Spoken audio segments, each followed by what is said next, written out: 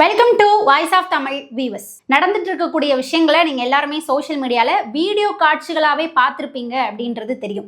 உதயநிதி ஸ்டாலின் அவர்கள் தமிழ்நாட்டினுடைய எதிர்க்கட்சி தலைவராக இருக்கக்கூடியவர் நேத்தைக்கு ஆகஸ்ட் 3ஆம் தேதி தஞ்சாவூர்ல போயிட்டு விவசாயிகளுக்காக அவங்களோட சேர்ந்து போராட்டம் நடத்துறேன் அப்படின்னு சொல்லிட்டு ஆபாசமா சில விஷயங்களை பேசி வச்சதுக்கு அவர் இன்னைக்கு கைது செய்யப்பட்டிருக்கிறாரு. அது மட்டும் இல்லாம சொந்த ஜாமீன்ல அவரை போலீஸ் ஸ்டேஷன்ல கொண்டு போயிட்டு விசாரிச்சு வெளியே விட்டுறோம் அப்படின்ற மாதிரி இந்த சைடு தமிழ்நாடு கவர்மெண்ட்டும் சொல்லிட்டாங்க, நீதிமன்றமும் ஓகே அப்படின்னு சொல்லிட்டாங்க. அவர் சொந்த ஜாமீன்லயே விசாரணையை நடத்தினதுக்கு அப்புறம் வெளியில வந்துருவாரு. ஓகேவா? இந்த விஷயங்கள் இருக்குது. இதுல என்னன்னா, திமுக காரங்க இருக்கிறாங்க இல்லையா, இப்ப அவங்களுடைய வேலையை வந்துட்டு காட்ட ஆரம்பிச்சிருக்கிறாங்க. பல இடங்கள்ல உதயநிதி அவர்கள் கைது செய்யப்பட்டதுக்காக பொதுமக்களை தாக்கக்கூடிய வேலையில திமுக காரங்க இறங்கி இருக்கிறாங்க. அதை பத்தியும் டீட்டெயிலா வந்துட்டு நாம வீடியோக்குள்ள பார்க்கலாம். அதுக்கடுத்துதான் இரண்டாவது மிக முக்கியமான விஷயம் என்ன அப்படின்னு பார்த்தா, உதயநிதி அவர்கள் இன்னைக்கு இப்படிலாம் ரொம்ப கேஷுவலா அப்படியே டபுள் மீனிங் வச்சு ஆபாசமா பொது வெளியில போய் நின்று வந்து பேசிட்டு இருக்கிறார் இல்லையா, இது இவருக்கு அப்படியே தானாலாம் வந்தது கிடையாது. தலைமுறையா கடந்து வந்துட்டு இருக்கு அப்படின்றது நம்ம எல்லாருக்குமே தெரியும்.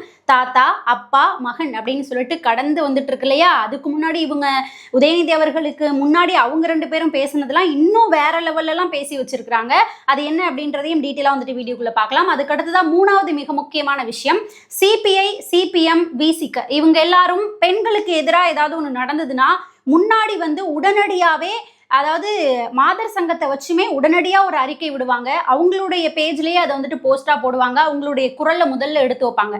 ஆனா இங்க திமுக பேசுனுச்சு, தாவைக்கா பேசுனுச்சு அப்படின்றத தாண்டி பெண்களை குறித்து இழிவா, அதுவும் பொது மேடையில ஒரு பொறுப்பு மிக்க பகுதியில் இருக்கக்கூடிய எதிர்கட்சி தலைவர் பேசியிருக்கிறாரு அப்படிங்கும்போது சப்போர்ட் பண்ணியெல்லாம் பேச வேணாம். நியாயமான விஷயத்த வந்து அறிக்கை விடணும் இல்லையா. ஆனா இவங்க பல மணி நேரம் மௌனம் காத்திருந்து இப்பதான் வாயை திறந்தே பேசியிருக்கிறாங்க. என்ன பேசியிருக்கிறாங்க, அதுல எப்படி பேசியிருக்கிறாங்கன்னா, இங்க ஒரு பாயிண்ட் அப்படின்ற மாதிரி பேசி வச்சிருக்காங்க. அதையும் டீட்டெயிலா வந்துட்டு நாம வீடியோக்குள்ள பார்க்கலாம். அண்ட் அதுக்கு முன்னாடி நம்மளோட சேனலுக்கு நீங்க இப்பதான் ஃபர்ஸ்ட் டைம் வந்திருக்கீங்க அப்படின்னா மறக்காம நம்மளோட சேனலை சப்ஸ்கிரைப் பண்ணிட்டு அதுக்கப்புறம் வீடியோக்குள்ள வாங்க இப்ப வீடியோக்குள்ள போலாம். உதயநிதி ஸ்டாலின் அவர்களை கைது செஞ்சு அந்த வேன்ல அழைச்சிட்டு போன காட்சிகள் எல்லாமே வந்துட்டு நீங்க பார்த்திருப்பீங்க. அப்ப வந்து அவர்கிட்ட மைக்கு கொண்டு போயிட்டு நீட்டுறாங்க.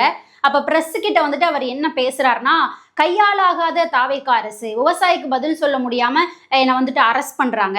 அது மட்டும் இல்லாம நான் வந்து அப்படி பேசவே இல்லை, நான் பேசினதை வந்துட்டு கட் பண்ணி, காப்பி பண்ணி, பேஸ்ட் பண்ணி அந்த மாதிரிலாம் போட்டு வச்சிருக்கிறாங்க அப்படின்ற மாதிரி சொல்லிட்டு போறாரு. அவர் பேசினதை மக்களே நீங்க எல்லாரும் அந்த வீடியோ கிளிப் பார்த்துருப்பீங்கல்ல, அதுல என்னத்தை கட் பண்ணி, காப்பி பண்ணி, பேஸ்ட் பண்ணிருக்கிறாங்க அப்படின்றது தெரியல. அந்த மாதிரி சொல்லிட்டு வேன்ல வந்து போயிட்டு இருக்கிறாரு. இதுல என்னன்னா, அவரை வந்துட்டு சாப்பாடு கூட அவருக்கு வாங்கி கொடுக்கல, சாப்பிடுறதுக்கு வந்துட்டு எந்த இடத்துலயுமே நிறுத்தி அவரை சாப்பிட வச்சு அழைச்சிட்டு போகல அப்படின்ற மாதிரிலாம் திமுக காரங்க, யாரு திமுக எம்எல்ஏவா இருக்கக்கூடிய மூத்த தலைவர்கள்லாம் உட்காந்து பேசிட்டு இருக்காங்க. அதாவது என்னன்னா, ஆபாசமா பேசினதுக்கு அரெஸ்ட் பண்ணி விசாரிக்கிறதுக்காக கூட்டிட்டு போறாங்க. இதுக்கு இடையில எங்க உணவு கொடுக்கணும், எந்த இடத்துல உட்கார வச்சு உணவு கொடுக்கணும் அப்படின்றதெல்லாம் போலீசாருக்கு தெரியும். இல்ல ஹோட்டல்ல நிறுத்தி சாப்பாடு வச்சு விருந்து வச்சு அழைச்சிட்டு போடுவாங்க. உதயநிதி ஸ்டாலின் அவர்களை அரெஸ்ட் பண்ணி அழைச்சிட்டு போகும்போதே இந்த சைடு மத்தியானம் ஒரு 2 மணிக்கு மேல பார்த்தோம்னா உயர்நீதிமன்றத்துல இந்த வழக்கை அவசர வழக்கா எடுத்து விசாரிச்சாங்க. திமுக காரங்களும் போயிட்டு வழக்கு தொடர்ந்துட்டாங்க அப்படின்னு வச்சுக்கோங்களேன். அப்போ அவங்க நீதிபதி எடுத்து விசாரிக்கும் போது என்ன வாதங்கள் வைக்கப்பட்டதுன்னா, தமிழக அரசுமே கிளியரா சொல்லிட்டாங்க, அவர் வந்து ஆபாசமா பேசியிருந்தாரு, விசாரிக்கிறதுக்காக தான் தஞ்சை போலீஸ் அவரை அரெஸ்ட் பண்ணி அங்க அழைச்சிட்டு போறாங்க. ஏன்னா அந்த இன்சிடென்ட் நடந்தது வந்து தஞ்சாவூர்ல தான், விசாரிக்கிறதுக்காக தான் நாங்க அழைச்சிட்டு போறோம். அதுக்கப்புறம் சொந்த ஜாமீன் கொடுத்தாங்க, அந்த ஜாமீன்லயே நாங்க வந்துட்டு அவரை போலீஸ் ஸ்டேஷன்லயே நாங்க விடுவிச்சிடுறோம், ஆனா விசாரிக்கிறது தான் அழைச்சிட்டு போறோம் அப்படின்ற மாதிரி அவங்களுடைய வாதங்களை எடுத்து வச்சுட்டாங்க.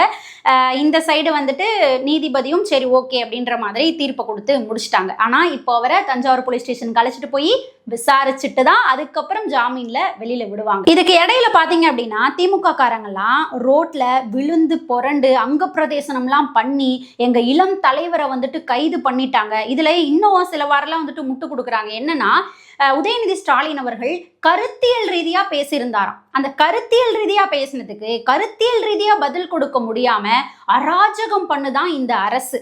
அந்த அராஜகம் பண்ணுது இந்த அரசு அப்படின்ற வார்த்தைய யாரு சொல்றது அப்படின்றதுக்கு ஒரு நியாயம் இல்லையா? திமுக காரங்க அந்த வார்த்தையை சொல்லலாமா அப்படின்ற ஒரு கேள்வி நமக்கெல்லாம் தோணும் இல்லையா? இதுல உதயநிதி ஸ்டாலின் அவர்கள் த்ரிஷா அவர்களையும் அதுக்கப்புறம் உங்களுடைய முதல்வர் விஜய் அவர்களையும் தொடர்பு படுத்தி அந்த இடத்துல அவர் பேசினதுல என்ன கருத்து இருக்கு? அதுல போய் கருத்தியல் ரீதியா அவர் பேசினாருன்னு திமுக காரங்க முட்டு கொடுக்குறீங்களே, இதை எப்படி வந்துட்டு ஏத்துக்க முடியும்? இதுல உச்சபட்சமா இன்னொரு விஷயம் என்ன தெரியுமா? உதயநிதி அவர்களை வந்துட்டு கைது பண்ணிட்டாங்க. அங்கங்க வந்து திமுக காரங்க வந்துட்டு இது போயிட்டு போராட்டம் பண்றோம், கலவரம் பண்றோம் அப்படின்ற பேர்ல நிறைய விஷயங்கள் வந்து பண்ணிட்டு இருக்காங்க. பேரிகேட்லாம் அடிச்சு உதச்சி தள்ளிட்டு அந்த மாதிரிலாம் பண்ணிட்டு இருக்காங்க இல்லையா? இதுல அந்த வழியா போயிட்டு இருக்கக்கூடிய பொதுமக்களை, மருத்துவமனைக்கு ஒரு சில பேர் போறாங்க, அவங்களோட ஸ்கூட்டி எல்லாம் புடிச்சு தள்ளி விட்டு அடிச்சு இந்த மாதிரியான அராஜக வேலையில ஈடுபட ஆரம்பிச்சிருக்காங்க. சோ திமுக காரங்கன்னா இப்படிதான் இருப்பாங்கன்றத மீண்டும் மீண்டும் ப்ரூவ் பண்ணிக்கிட்டே இருக்கிறாங்க. ஓகேவா? பொதுமக்கள் மேல தாக்குதல் நடத்த ஆரம்பிச்சிருக்காங்க. அது மட்டும் இல்லாம அந்த பகுதியில இருக்கக்கூடிய கடைகள் எல்லாத்தையும் கடைக்காரர்களை போயிட்டு மிரட்டி கடையை அடைக்க சொல்லி மிரட்டுறாங்க. அது எல்லாமே இப்போ வீடியோவா அப்படியே வந்துட்டு சோசியல் மீடியால வெளியாயிட்டு இருக்குது. அவங்களும் பயந்துக்கிட்டு கடையெல்லாம் மூடிட்டு போறாங்க.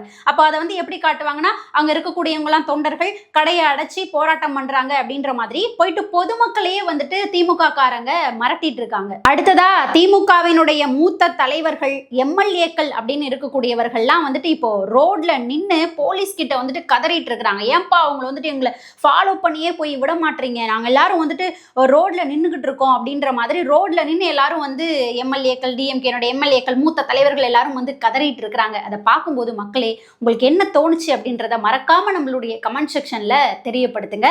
இதுல இன்னும் திமுகவினுடைய மூத்த தலைவர்கள் பல பேர் வந்து பலவாறு முட்டு கொடுத்திருக்கிறாங்க. அதை பார்க்கறதுக்கு முன்னாடி உதயநிதி ஸ்டாலின் அவர்கள் கைது செய்யப்பட்டப்போ அவருடைய வீட்டில் எடுக்கப்பட்ட காட்சிகளை பத்தி சில விஷயங்களை நாம பேசலாம். கைது செய்யப்பட போறாரு அப்படின்ற விஷயம் தெரிஞ்சோனையே ஒட்டுமொத்த எம்எல்ஏக்கள், மூத்த தலைவர்கள், ஏவா வேலு, KN நேரு, அதுக்கப்புறம் பார்த்தோம்னா சேகர் பாபு அவர்கள், அப்புறம் அவங்க வீட்டினுடைய மருமகன் சபரீசன் அவர்கள், அவங்க வக்கீல் அப்படின்னு சொல்லிட்டு ஃபுல்லா வந்துட்டு கும்பலா வந்துட்டாங்க. ஓகேவா? வந்ததுக்கு அப்புறம் அவரை கைது பண்றதுக்கு ஏகப்பட்ட வாக்குவாதங்கள் அப்படின்றது அந்த இடத்துலயே நடந்தது. அதுக்கப்புறம் அவரை அரெஸ்ட் பண்றதுக்கு வந்துட்டு உள்ள போறாங்க. அங்க வந்துட்டு மா சுப்பிரமணியன் அவர்கள் இருக்கிறார் இல்லையா, அவங்களும் கிருத்திகா அவர்களும் வந்துட்டு நிக்கிறாங்க, உதயநிதி ஸ்டாலின் அவர்களுடைய மனைவி. அவங்க ரெண்டு பேரும் வந்துட்டு உதயநிதி அவர்களை எங்க கைது பண்ணும் அப்படின்னு பேசும்போது, காலையிலே வந்திருக்கீங்க, தஞ்சாவூர் வரைக்கும் அவர் கூட்டு போறீங்க, அவர் வந்துட்டு காலை கடன்லாம் முடிக்கணும், காலை கடன் முடிச்சிட்டு இருக்கிறாரு, அவர் வந்து குளிச்சுட்டு தான் வருவாரு, குளிச்சுக்கிட்டு இருக்கிறாரு அப்படின்ற மாதிரிலாம் பேசியிருந்தாங்க. அந்த வீடியோ காட்சிகள்லாம் நீங்க பார்த்திருப்பீங்க அப்படின்னு நினைக்கிறேன். அடுத்ததா பார்த்தோம்னா, திமுகவினுடைய மூத்த தலைவரா இருக்கக்கூடிய RS பாரதி அவர்கள் ஒரு பிரஸ் மீட் கொடுத்திருக்கிறாரு. இது குறித்து என்ன பிரஸ் மீட் கொடுத்திருக்கிறாருன்னா, அதாவது என்னன்னா, இது வந்து எல்லாரும் பேசக்கூடியது தானே, அங்க தண்ணி வரல, இவங்க வீட்டுல தண்ணி வரல அப்படின்ற மாதிரி எல்லாரும் காமனா ஒரு போராட்டத்துல பேசக்கூடியது தானே, இதெல்லாம் வந்துட்டு நாங்க காலங்காலமா பேசிக்கிட்டு இருக்கிறது தான், இதுக்கெல்லாம் வந்துட்டு கைது பண்ணுவாங்களா அப்படின்ற மாதிரி கேஷுவலா வந்துட்டு இதை கேட்கிறாரு. அதாவது இதை இவங்க எப்படி நார்மலைஸ் பண்ண பாக்குறாங்கன்னா, த்ரிஷா வீட்டுல தண்ணி வரல அப்படின்ற மாதிரி உதயநிதி வந்து சொன்னாராம். அங்க என்ன சொன்னாரு அப்படின்றது நம்ம எல்லாருக்குமே தெரியும். இன்னொரு இன்சிடென்ட் இந்த இடத்துல மக்களே நான் உங்களுக்கு ஞாபகப்படுத்தணும் அப்படின்னு நினைக்கிறேன். அதாவது என்னன்னா, உதயநிதி அவர்கள் ஒரு சாதாரண மனிதர் கிடையாது. இதுக்கு முன்னாடி எம்எல்ஏக்கள் அங்க போய் நின்று பேசிக்கிட்டு இருந்தாங்க, முதல்வர் விஜய் அவர்களை எலும்பு உடைப்பேன் அப்படின்ற மாதிரிலாம் பேசிக்கிட்டு இருந்தாங்க. சரி, ஓகே. ஆனா இவரு இதுக்கு முன்னாடி துணை முதல்வரா இருந்திருக்கிறாரு, இப்ப தமிழ்நாட்டினுடைய எதிர்கட்சி தலைவரா இருக்கிறாரு. அது பொறுப்பு மிக்க ஒரு பதவி. அந்த பதவியில இருக்கிறவங்க எப்படி பேசணுமோ அப்படிதான் பேசணும். சரி, நீங்க விமர்சனங்களை வைக்கிறீங்க, முதல்வர் விஜய் அவர்களை வந்துட்டு தாக்கி பேசுறீங்க, இப்ப அது எல்லாத்துக்கும் ஒரு படி மேல போய் ஒரு பெண்ணை இழிவுபடுத்துற மாதிரி அந்த இடத்துல தொடர்பு படுத்தி மோசமா வந்துட்டு பேசிருக்கிறீங்க. அதாவது முதல்வர் விஜய் அவர்களுடைய பர்சனல் லைஃப், த்ரிஷா அவர்கள், சோ அது வந்துட்டு செகண்டரி, அது வந்து இருந்துட்டு போகுது. அவங்கள பத்தி ஆபாசமா அந்த மேடையில ஏன் பேசணும்? அதுவும் ஒரு பொறுப்புமிக்க பதவியில இருக்கக்கூடிய எதிர்கட்சி தலைவர் உதயநிதி ஸ்டாலின் அவர்கள் எப்படி அந்த இடத்துல வந்துட்டு சிரிச்சுக்கிட்டே அந்த கமெண்ட் வந்து ரொம்ப கேஷுவலா ஆபாசமா பேசி கடந்து போறாங்க. கீழே இருக்கிறவங்க எல்லாரும் த்ரிஷா த்ரிஷான்னு கத்துறாங்க. அதாவது என்னன்னா, அங்க இருக்கக்கூடியவங்க எல்லாருமே திமுக காரங்க அப்படின்றது ரொம்ப வெட்ட வெளிச்சமா தெரிஞ்சது. தன்னை விவசாயிகள் அப்படின்ற மாதிரி காமிச்சுக்கிட்டு கழுத்துல பச்சை கலர் துண்டை போட்டுட்டு வந்து உட்கார்ந்துருக்காங்க. அவங்க எல்லாரும் அங்க இருந்தவங்க நிறைய வந்துட்டு திமுக காரங்க தான் இருந்தாங்க. அதுக்கு வந்து இதுதான் சாட்சி. ஏன்னா அங்க விவசாயத்துக்காக போராட வந்திருக்கக்கூடிய விவசாயிகள் த்ரிஷா த்ரிஷான்னு ஏன் கத்த போறாங்க? அங்க உட்கார்ந்து இருக்கக்கூடிய திமுக காரர்கள் கீழே இருந்து த்ரிஷா த்ரிஷான்னு கத்துறாங்க. சோ இவர் வந்து அதை வந்து சிரிச்சார்ல, சிரிச்சதோட கடந்து போயிருக்கலாம். அந்த ஆபாசமான கமெண்ட் அந்த இடத்துல அவர் பாஸ் பண்ணணும் அப்படின்ற தேவையே கிடையாது. இதுல நம்மளுடைய முதல்வர் விஜய் அவர்கள் ஒரு இடத்துல திமுக வந்து விமர்சிச்சு பேசும்போது மு.க. ஸ்டாலின் அவர்களை பத்தி ஒரு விஷயம் சொல்லியிருப்பாரு. ஓகேவா, அவர் என்ன பண்றாரு அப்படின்ற மாதிரி சொல்லியிருப்பாரு. அப்போ கீழே இருக்கக்கூடிய தொண்டர்கள் ஒரு கமெண்ட் வந்து பாஸ் பண்ணுவாங்க. அவர் தான் வந்து நோயாளியா இருக்காரு அப்படின்ற மாதிரி ஒரு கமெண்ட் வந்து பாஸ் பண்ணுவாங்க. அந்த இடத்துல விஜய் அவர்கள் எந்த ஒரு ரியாக்டுமே பண்ணியிருக்க மாட்டாரு. லைட்டா முறைக்கிற மாதிரி, அப்படி பேசக்கூடாது அப்படின்ற மாதிரி அந்த இடத்துல ஒரு கண்டிப்பை கொடுத்துட்டு அதை கடந்து போயிருப்பாரு. அவரு தான் தலைவர். நீங்க ஆபாசமா சில விஷயங்களை என்கரேஜ் பண்ணி பேசுறீங்க இல்லையா, நீங்க வந்து தலைவரா? இந்த இடத்துல அண்ணாமலை அவர்கள் சொன்ன விஷயம் தான் திரும்ப திரும்ப ஞாபகத்துக்கு வருது. உதயநிதி அவர்கள் அன்ஃபிட் ஃபார் பாலிடிக்ஸ் அப்படின்னு ஒரு வார்த்தை சொல்லியிருப்பாரு. அதுதான் வந்துட்டு இந்த இடத்துல ஞாபகத்துக்கு வருது. ஓகேவா, இதுல இன்னொன்னும் வந்து பார்த்தோம்னா, பெண்களுக்கு ஒண்ணுனா குரல் கொடுக்கக்கூடிய கனிமொழி அவர்கள் இந்த விஷயத்துல அப்படியே அமைதி காத்தே வந்துகிட்டு இருந்தாங்க. ஓகேவா, அதுக்கப்புறம் உதயநிதி ஸ்டாலின் அவர்களை கைது பண்ண ஆரம்பிச்சதுக்கு அப்புறம் எந்த மாதிரி வந்து ட்விட் போடுறாங்க அப்படின்னா, அவர் பேசினது தப்பு அப்படின்ற கண்டிப்பா அந்த இடத்துல வரவே இல்லை. அவர் பேசினது தப்புன்றது எல்லாருக்குமே தெரியும். இப்போ இன்னொருத்தவங்க ஒரு அம்மா வந்துட்டு ஒரு வீடியோ எடுத்து போட்டிருந்தாங்க. அவங்க என்ன பேசியிருந்தாங்கன்னா, எவ்வளோ ஆபாசமா பொது மேடையில போய் பேசுறீங்க, நீங்க ஒரு உயரிய பதவியில இருக்கிறீங்க, அது வைரல் ஆகும்போது சின்ன குழந்தைங்கலாம் இப்போ சோசியல் மீடியா யூஸ் பண்ணும்போது அதோட மீனிங் என்ன அப்படின்ற மாதிரி கேட்குறாங்க. அப்போ நீங்க உயரிய பதவியில் இருக்கக்கூடிய நீங்க எப்படி இவ்வளோ கேவலமா பேசுறீங்க அப்படின்ற மாதிரி ஒரு தாய் வந்துட்டு வீடியோ போட்டிருக்கிறது கூட நம்மளால வந்து பார்க்க முடியுது. ஸோ கனிமொழி அவர்கள் எந்த ஒரு கண்டிப்பையுமே அந்த இடத்துல கொடுக்காம என்ன சொல்லியிருக்கிறாங்கன்னா, இது வந்து நாளைக்கு சட்டமன்ற நிகழ்வு ஆகஸ்ட் 5 பட்ஜெட் கூட்டத்தொடர் நடக்குது இல்லையா, அதுல எதிர்கட்சி தலைவரை பேச விடாம, அவரை கலந்துக்க விடாம திசை திருப்புறதுக்காக தான் இந்த ஒரு கைதை நடத்துறாங்க அப்படின்ற மாதிரி திமுக காரங்க எல்லாம் போர்ட்ரேட் பண்ணி கொண்டு போறாங்க. நான் தெரியாம தான் கேட்கிறேன், இதுக்கு முன்னாடி நடந்த சட்டமன்ற நிகழ்வுலாம் அப்படி என்ன உதயநிதி அவர்கள் வந்துட்டு அப்படியே டிவிக்கே கதிக்கலங்குற அளவுக்கு என்ன வந்துட்டு பேசினாரு, அவரை முடக்கி வைக்கிற அளவுக்கு உதயநிதி அவர்கள் வந்து என்ன பேசினாரு? எங்களுடைய முதல்வர் விஜய் அவர்கள் எழுந்து நின்று கேள்வி கேட்கும் போது பதில் சொல்லக்கூட முடியாம எந்திரிச்சு நிறைய தடவை வெளிநடப்பு பண்ணிட்டு தான் ஓடினாதே தவிர, அப்படியே டிவிக்கே கதிக்கலங்குற வைக்கிற அளவுக்கெல்லாம் வந்துட்டு உதயநிதி அவர்கள் எதுவும் பேசல. ஸோ இந்த மாதிரி போர்ட்ரேட் பண்ணி கொண்டு போறாங்க. இப்போ அடுத்ததா பார்த்தோம்னா, மு.க. ஸ்டாலின் அவர்களும் இப்போ வந்துட்டு அறிக்கை விட்டுக்கிட்டு இருக்கிறாரு, ட்விட்டர் போட்டுக்கிட்டு இருக்கிறாரு. உங்களுடைய அராஜக செயல் அப்படின்ற மாதிரிலாம் வந்துட்டு ட்விட்டர் போட்டுட்டு இருக்கிறாரு. மடைமாற்றி கொண்டு போறாங்க. அதாவது உதயநிதி ஸ்டாலின் அவர்கள் தாவேகாவினுடைய உண்மை முகத்தை வந்துட்டு தெரியப்படுத்தினாரு, அதை வந்து அப்படியே மடைமாற்றி கொண்டு போறாங்க, அராஜக செயல் அப்படின்ற மாதிரிலாம் கொண்டு போறாங்க. ஓகே, உங்களுக்கு எப்படி தெரியும் அவர் பேசினது தப்புன்னு? ஏன்னா நீங்க தான் வந்துட்டு அடுக்கடுக்கா ரொம்ப மோசமாலாம் பேசி வச்சிருக்கிறீங்களே இதுக்கு முன்னாடி. ஸோ உங்களுடைய பார்வைக்கு இவர் பேசினது வந்து நார்மலான விஷயமா கூட தெரியலாம். அது ஆச்சரியப்படுறதுக்கு ஒன்றும் இல்லை. இதுக்கு ஒரு சாம்பிளா சில விஷயங்களை வந்துட்டு பார்க்கலாமா? முதல்ல வந்துட்டு உதயநிதி ஸ்டாலின் அவர்கள் இன்னொரு விஷயம் பேசியிருந்தாரு எடப்பாடி பழனிசாமி அவர்களை வச்சு. என்னன்னா, சின்னமா இருக்கிறாங்க இல்லையா, அவங்களுடைய கால்களுக்கு கீழே வந்துட்டு தேடிட்டு இருந்தாரு. என்ன தேடினாருன்னு எனக்கு தெரியாது அப்படின்ற மாதிரி கொச்சையா வந்து பேசி வச்சிருந்தாரு. ஓகேவா, அதுக்கப்புறம் தான் இப்ப பேசினது ரெண்டாவது விஷயம். அடுத்ததா இப்போ மு.க. ஸ்டாலின் அவர்கள் கிட்ட போலாம். அவர் பேசின விஷயங்கள் நிறைய இருக்குது. அதுல ஸ்பெசிஃபிக்கா ஒன்று மட்டும் நான் இந்த இடத்துல உங்களுக்கு சொல்லணும் அப்படின்னு நினைக்கிறேன்.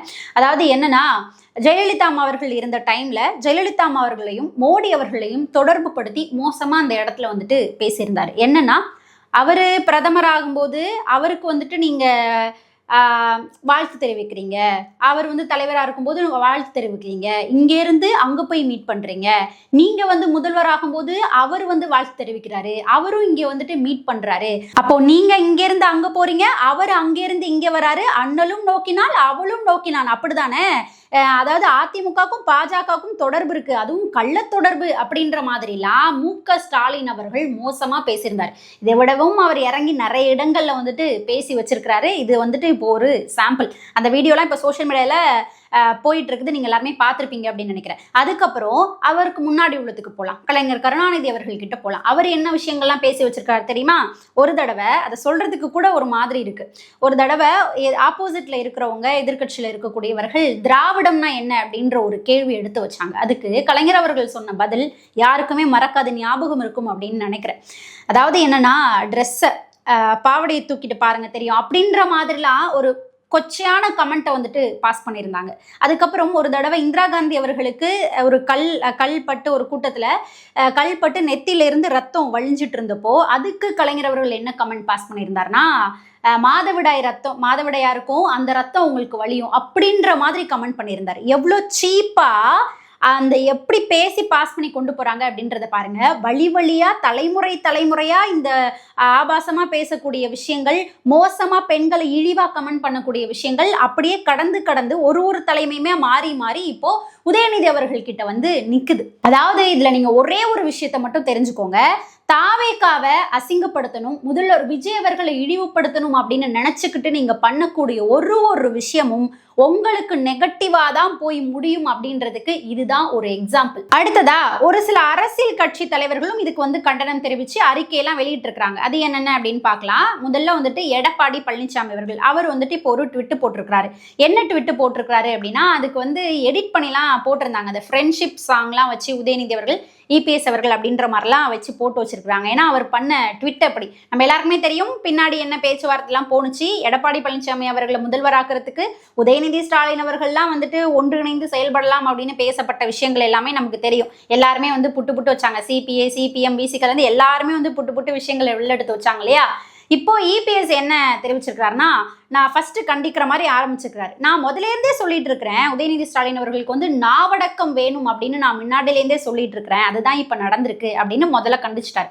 அடுத்த என்ன போட்டிருக்கிறாருன்னா, இருந்தாலும் கைது வரைக்கும் வந்துட்டு போயிருக்க கூடாது, ஏன்னா சட்டமன்றம் வந்துட்டு நாளைக்கு இருக்குது, அவரை பேச விடாம தடுக்கிறதுக்கு தான் இந்த அரசு இப்படி பண்ணுது அப்படின்னு சொல்லி தாவேகா வந்துட்டு திட்டுற மாதிரி அதுல பேசி வச்சிருக்கிறாரு.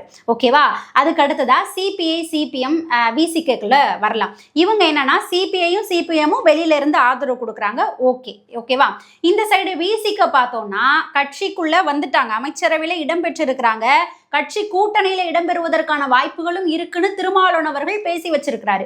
ஓகே. சோ நீங்க கட்சிக்குள்ள வரீங்க அப்படின்றது வந்து 2ஆம் பட்சம் தான். நீங்க நார்மலா இருந்து சரியான கருத்துக்களை வந்துட்டு பதிவிடலாம். ஓகேவா. இதுக்கு முன்னாடி நம்மளுடைய முதல்வர் விஜய் அவர்கள் கர்நாடகா போக போறேன் அப்படின்ற மாதிரி பேச்சுவார்த்தைகள்லாம் போயிட்டு இருந்த டைம்ல முண்டி அடிச்சுக்கிட்டு வந்து 3 பேருமே சிபிஐ, சிபிஎம், விசிகே 3 பேருமே உடனே அறிக்கை வெளியிட்டாங்க. நீங்க வந்து கர்நாடகாவுக்கு போனீங்கன்னா தமிழ்நாட்டினுடைய மரியாதை என்ன ஆகுறது, நீங்க போனா மட்டும் தண்ணியை வந்து கொடுத்துருவாங்களா, இந்த முடிவு தப்பு, அது தப்பு, இதை செய்யுங்க அதை செய்யுங்கன்ற மாதிரி ஆலோசனை கொடுக்குற மாதிரியும் தகவல் சொல்ற மாதிரியும் அடுத்தடுத்து அறிக்கை அப்படின்றத உடனே வெளியிட்டுக்கிட்டே இருந்தீங்க இல்லையா. அப்போ இங்க உதயநிதி ஸ்டாலின் அவர்கள் ஆகஸ்ட் 3ஆம் தேதி காலையிலேயே இந்த விஷயங்கள் எல்லாம் போய் பேசிட்டு இருக்காரு. மத்தியானமே வந்துட்டு நடந்து முடிஞ்சிருக்குதுன்னு வச்சுக்கோங்களேன். அது ஃபுல்லா எந்த ஒரு ட்விட், எந்த ஒரு அறிக்கை, எந்த ஒரு கண்டனம் எதுவுமே விடலை. இவங்க 3 பேரும் அப்படியே இருக்கிறாங்க. அதுக்கப்புறம் உதயநிதி ஸ்டாலின் அவர்கள் கைதாக போறாருன்றதுக்கு அப்போ முன்னாடி தான் வந்துட்டு என்ன பண்றாங்கன்னா ஒரு கண்டனம் தெரிவிக்கிறாங்க. டிட்டோ 3 பேருமே ஒரே மாதிரி பேசுறாங்க. என்னன்னா அவர் பேசுறது வந்துட்டு அருவருக்கத்தக்கது தான், அந்த மாதிரி பேசியிருக்க கூடாது, அதுவும் ஒரு எதிர்க்கட்சி தலைவர் அப்படின்ற பொறுப்புல இருக்கக்கூடியவர் இப்படி பேசியிருக்க கூடாது, இருந்தாலும் அவர் சட்டமன்றத்துல வந்து கலந்துக்கணும், ஒரு எதிர்க்கட்சி இல்லாதது ஒரு உண்மையான ஜனநாயகம் கிடையாது, இதை வந்து தாவேகா ஆட்சி கருத்துல கொண்டுக்கணும் அப்படின்ற மாதிரி டிட்டோ அப்படியே 3 பேர் இதே விஷயத்த பேசி வைக்கிறாங்க. அப்போ நீங்க வந்து அவ்வளோ நல்லவர்களாக இருந்தால் என்ன பண்ணிருக்கணும், உடனடியாவே கண்டனத்தை வந்து தெரிவிச்சிருக்கணும். அதுக்கப்புறம் நீங்க கைதுக்கு இது பண்ணிருக்கணும். ஆனா உடனே ரியாக்ஷன் அப்படின்றது இங்க வரல. இதுக்கு முன்னாடி நடந்த விஷயங்களுக்கெல்லாம் உடனே ரியாக்ஷன் அப்படின்றது வந்திருக்குது. அப்போ இவங்களுக்கு நீங்க என்ன சொல்லணும்னு நினைக்கிறீங்கன்றத மக்களே நம்மளுடைய கமெண்ட் செக்ஷன்ல பதிவு பண்ணுங்க. அடுத்ததா பார்த்தோம் அப்படின்னா, அண்ணாமலை அவர்கள் ஒரு ட்விட் வந்துட்டு போட்டிருந்தாரு. அவர் வந்துட்டு எல்லாருக்கும் முன்னாடி முதலே வந்துட்டு ரியாக்ட் பண்ணிட்டாரு. அவர் என்ன சொல்லியிருந்தாருன்னா, நான் போயிட்டு வைகை ஆற்றை வந்துட்டு சுத்தம் பண்ணேன், அப்போ அங்கே அவ்வளோ மாசு இருந்தது, மாசுனா அழுக்கு, நிறைய குப்பைகள் அழுக்கு இதெல்லாமே இருந்தது, அப்போ அதெல்லாத்தையும் சுத்தம் பண்ணும்போது இதை விட பெரிய மாசு அழுக்கு இருக்க போகுதா அப்படின்ற மாதிரி யோசித்தேன். ஆனால் அதுக்கப்புறம் வந்து உதயநிதி பேசி வச்சிருக்கிறார் இல்லையா, அதை வந்துட்டு கேட்டதுக்கு அப்புறம் இதுதான் மிகப்பெரிய அழுக்கு மாசு உதயநிதி அவர்கள் தான் அப்படின்றது வந்துட்டு எனக்கு நல்லாவே தெரிஞ்சுது, அவர் பேசினதா அப்படின்றது நல்லாவே தெரிஞ்சுது அப்படின்னு சொல்லிட்டு பயங்கரமான ஒரு ட்விட்டை வந்து போட்டிருக்கிறாரு. அடுத்ததா இன்னொரு முக்கியமான ட்விட். அந்த ட்விட்டை யாரு போட்டாங்க அப்படின்றத நான் சொல்லிடுறேன். நிவேதா பெத்ராஜ் அவர்கள், நடிகை, அவங்க தான் வந்துட்டு இந்த ட்விட்டை போட்டிருக்கிறாங்க. ஒரு குறள் வந்துட்டு போட்டிருக்கிறாங்க. என்ன குறள்னா, புறங்கூறி பொய்த்துயிர் வாழ்தலின் சாதல் அறங்கூறும் ஆக்கம் தரும் அப்படின்ற ஒரு திருக்குறளை ட்விட்டா போட்டிருக்கிறாங்க. இந்த திருக்குறளோட மீனிங் என்ன அப்படின்றதையும் நான் சொல்லிடுறேன். அதாவது என்னன்னா, அடுத்தவங்களை பத்தி அவதூறு பேசிக்கிட்டு, பொய் சொல்லிக்கிட்டு, புறம் பேசிக்கிட்டு இந்த மாதிரி வாழ்றதை விட செத்து போறதே மேல் அப்படின்றதான், இறந்து போறதே மேல் அப்படின்றதான் இந்த குறளினுடைய மீனிங். இந்த குறள் அவங்க எப்போ போஸ்ட் பண்ணியிருக்காங்க அப்படின்னு பார்த்தா, உதயநிதி அவர்கள் கைது செய்யப்பட்ட அந்த டைம்ல தான் வந்துட்டு இந்த குறளை வந்து போஸ்ட் பண்ணியிருக்கிறாங்க. ஸோ மக்களே, எதுக்காக, யார் குறிப்பிட்டு, என்ன நினைச்சு நிவேதா பெத்ராஜ் அவர்கள் இந்த ட்விட்டை போட்டிருக்காங்க அப்படின்றது உங்களுக்கே தெரியும். தெரிஞ்சதுன்னா நம்மளுடைய கமெண்ட் செக்ஷன்ல பதிவு பண்ணுங்க. ஸோ மக்களே, இந்த பதிவில் நாம பேசின விஷயங்கள் சார்ந்து உங்களுடைய கருத்து என்னவா இருக்கும், நீங்க என்ன சொல்லணும்னு நினைக்கிறீங்க உதயநிதி அவர்களுடைய கைது சார்ந்து அப்படின்றத நம்மளுடைய கமெண்ட் செக்ஷன்ல பதிவு பண்ணுங்க. கடைசியா இன்னொரு விஷயமும் நான் சொல்லணும்னு நினைச்சுக்கிறேன். அதாவது என்னன்னா, இந்த திமுக காரங்க உதயநிதி அவர்களுடைய கைதை கண்டிச்சு நாங்க ஆர்ப்பாட்டம் நடத்துறோம் அப்படின்ற மாதிரி பொதுமக்கள் அடிக்க ஆரம்பிச்சிருக்கிறாங்க. பொதுமக்களினுடைய கடைகளை மிரட்டி மூட வைக்கிறாங்க. இந்த மாதிரி தொடர்ந்து திமுக காரர்கள் அராஜக வேலையில ஈடுபட்டா அடுத்து வரக்கூடிய உள்ளாட்சி தேர்தல்ல மக்கள் ரொம்ப ரொம்ப அடிச்சு உங்களுக்கு பாடம் புகட்டுவாங்க அப்படின்றத மட்டும் இந்த இடத்துல நான் தெரியப்படுத்திக்கணும் அப்படின்னு விரும்புறேன். அடுத்த ஒரு பதிவுல நாம சந்திக்கலாம்.